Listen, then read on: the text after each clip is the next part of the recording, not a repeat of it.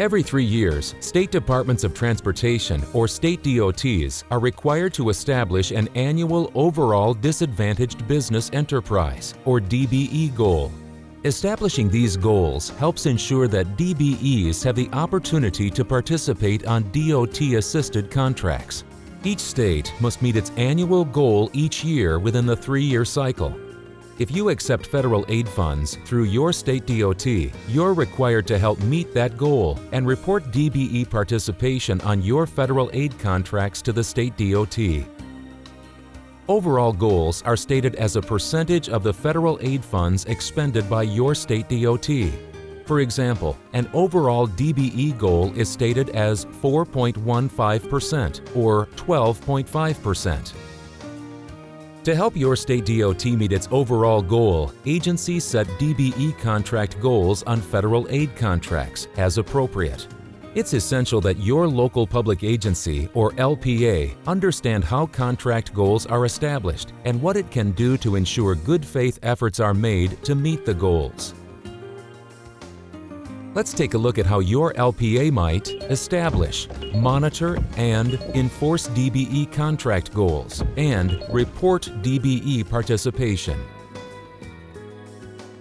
Any contract on a federal aid project that has subcontracting possibilities, such as a project that includes landscaping or guardrails, is a good candidate for a DBE contract goal. When establishing contract goals, your LPA will follow your state's DBE plan unless directed otherwise. Some state DOTs set contract goals for their LPAs. While there's no prescribed goal amount or method, factors to consider in setting contract goals include the location, type of work, and availability of DBEs that perform the type of work involved in the contract.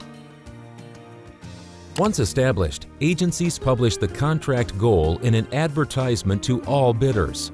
When a contract has a DBE goal, only a bidder that demonstrates adequate good faith efforts to meet the goal qualifies to be awarded a federally funded contract.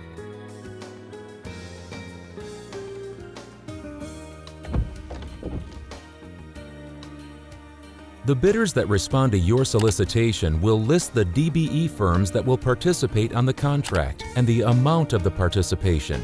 This is typically referred to as a commitment.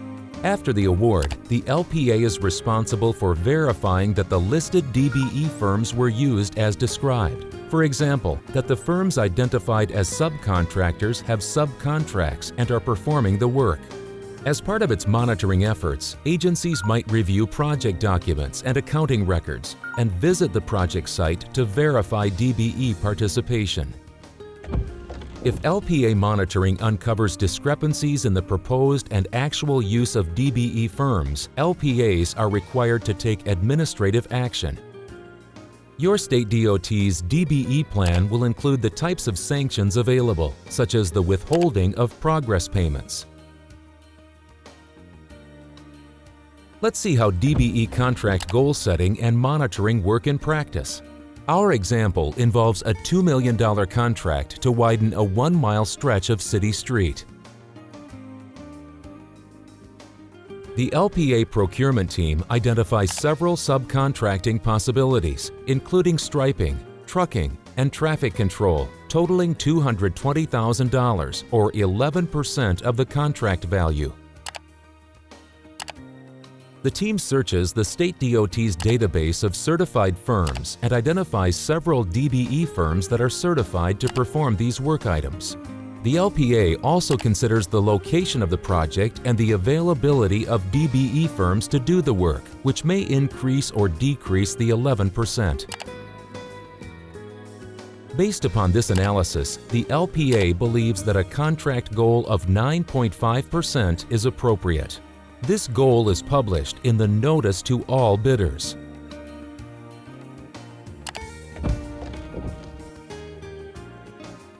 The LPA awards the contract to Prime Construction Incorporated. The company meets the 9.5% contract goal by subcontracting striping, trucking, sidewalk, and landscaping services to DBE firms. It's the LPA responsibility to monitor the prime contractor to ensure that all the DBEs listed are being used.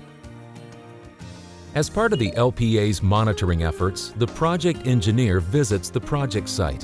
The project engineer notes that the trucks used to haul the aggregate belong to the DBE firm. The project engineer also interviews the truck drivers, work crews, and supervisors and confirms they're all on the DBE firm's payrolls.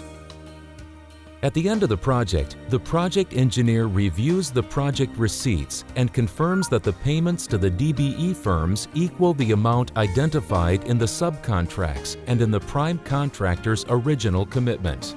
No enforcement actions are necessary.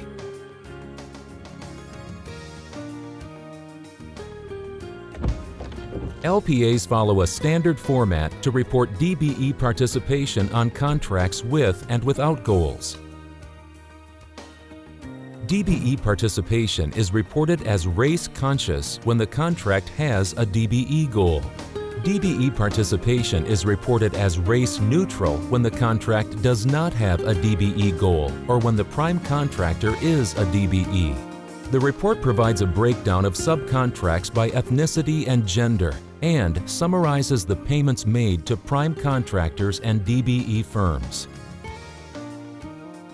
Agencies that receive federal aid funds contribute toward the attainment of their state DOT's annual overall DBE goal. Achievement of the goal is a statewide effort, and as we've just seen, it requires thoughtful contract goal setting, proactive monitoring, and enforcement. To help your LPA succeed in its DBE participation, your state DOT has developed a DBE plan that provides guidance and direction. LPA personnel must be familiar with the DBE program requirements. The state DOT will review your DBE reports. From an analysis of the results, the state DOT may provide additional guidance to ensure DBE opportunities to participate on your federal aid contracts.